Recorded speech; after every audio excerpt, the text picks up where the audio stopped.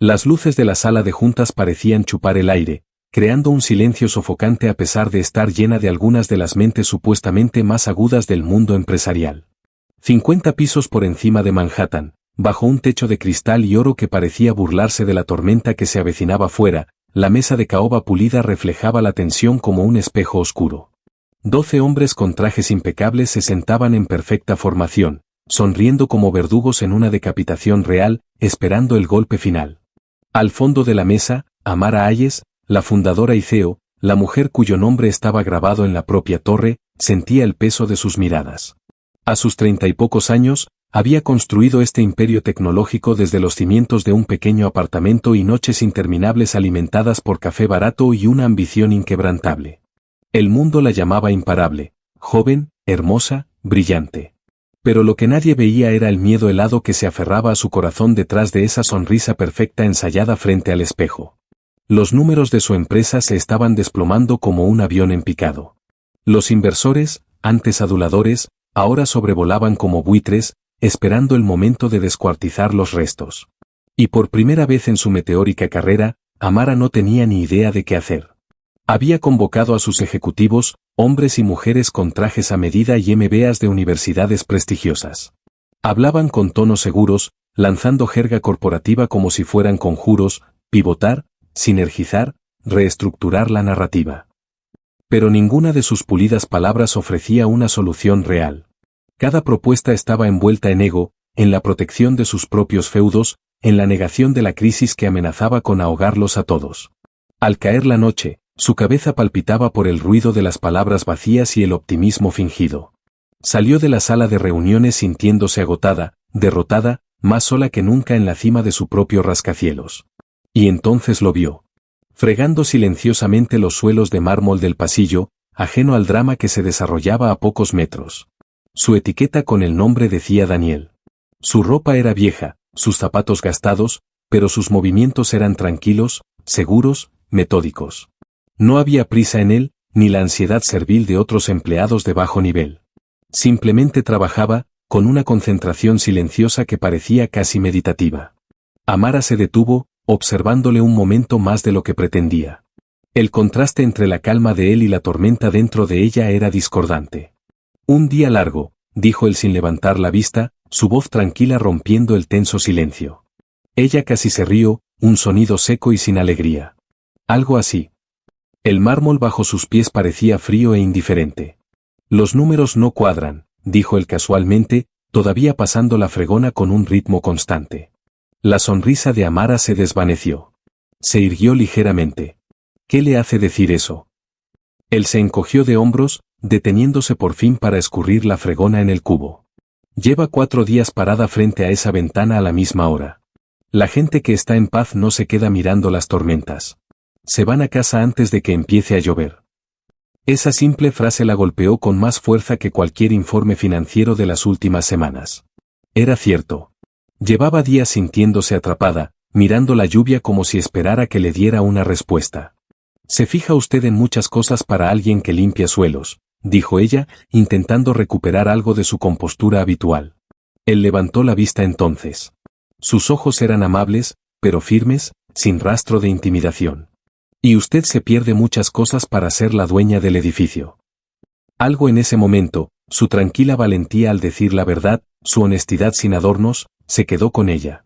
Por impulso, quizá por desesperación, dijo, quizás debería darme usted consejo financiero la próxima vez. Era una broma, un intento de escapar de su estrés con humor negro. Pero cuando él respondió, sus primeras palabras la dejaron sin habla, resonando en el pasillo silencioso. Despida a su ego antes que a sus empleados. Amara parpadeó, insegura de haberle oído bien. ¿Disculpe?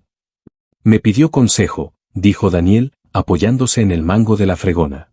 Su postura era relajada, pero sus palabras eran directas. El problema no es su empresa. Es la gente de arriba fingiendo que son dioses.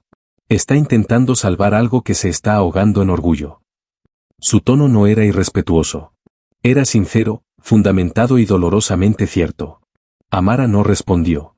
Simplemente dio media vuelta y volvió a su despacho, el eco de sus tacones rompiendo el silencio.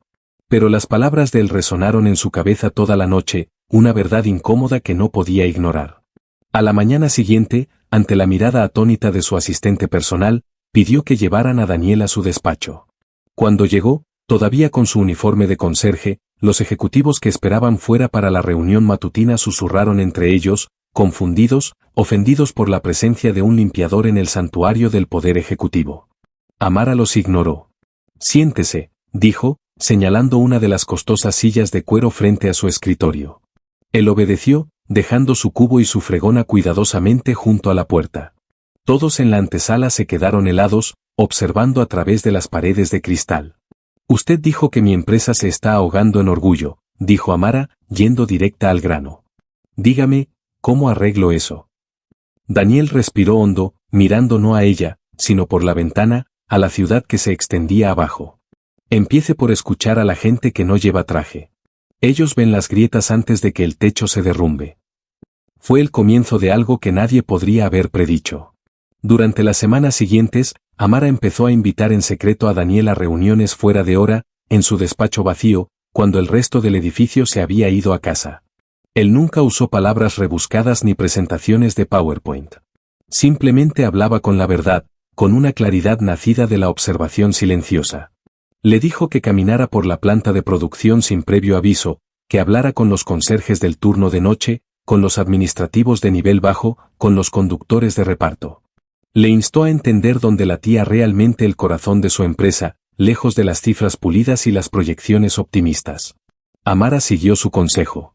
Al principio, se sintió incómoda, expuesta. No estaba acostumbrada a ser cuestionada por personas que ganaban el salario mínimo, a escuchar quejas sin filtro sobre decisiones que ella había tomado a kilómetros de distancia. Pero lo que oyó la rompió por dentro y la reconstruyó al mismo tiempo.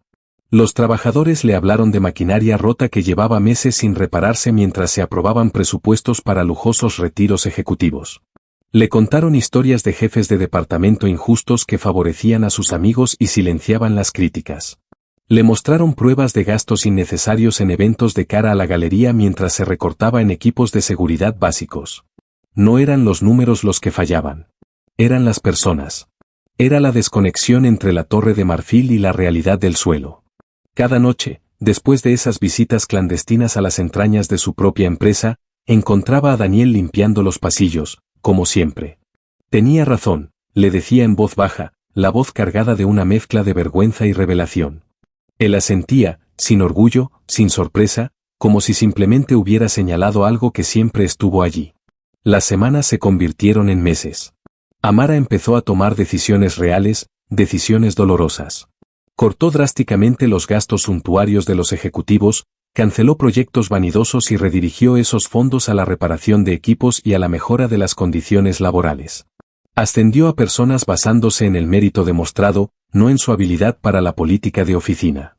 Creó canales anónimos para que los empleados pudieran expresar sus preocupaciones sin miedo a represalias. Sus inversores y la junta directiva se resistieron al principio, escandalizados por su repentino enfoque en cosas pequeñas. Pero cuando los números empezaron a mejorar, cuando la moral de los empleados subió y la productividad aumentó de forma inesperada, cambiaron de tono. Las cosas pequeñas resultaron ser los cimientos sobre los que se sostenía todo lo demás. Cuando la Junta convocó una reunión de emergencia para discutir quién era el misterioso consultor detrás de este giro radical, Amara sonrió por primera vez en mucho tiempo. Esperó a que todos estuvieran sentados, expectantes. «No es un consultor», dijo, su voz tranquila pero firme llenando la sala. «Es el conserje». El silencio fue absoluto. Un ejecutivo soltó una carcajada nerviosa, hasta que Amara se giró hacia él, con una mirada afilada que cortó el aire. «El hombre que limpia nuestros suelos tuvo más visión que nadie en esta sala durante el último año. Les mostró las grietas que ustedes se negaban a ver. Y si eso les avergüenza», su voz bajó, volviéndose peligrosa, «quizá han olvidado lo que significa realmente el liderazgo». La risa murió en seco. Nadie se atrevió a hablar. Para el siguiente trimestre, la empresa no solo se había recuperado, sino que alcanzó cifras récord. Los periodistas lo llamaron la recuperación milagrosa. Los analistas de negocios escribieron estudios de caso sobre su innovadora estrategia de gestión.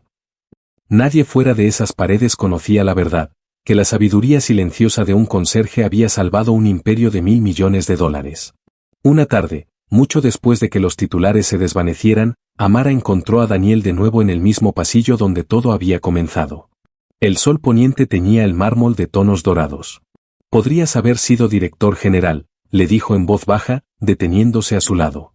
Él sonrió, una sonrisa genuina y sin pretensiones. Podría haberlo sido.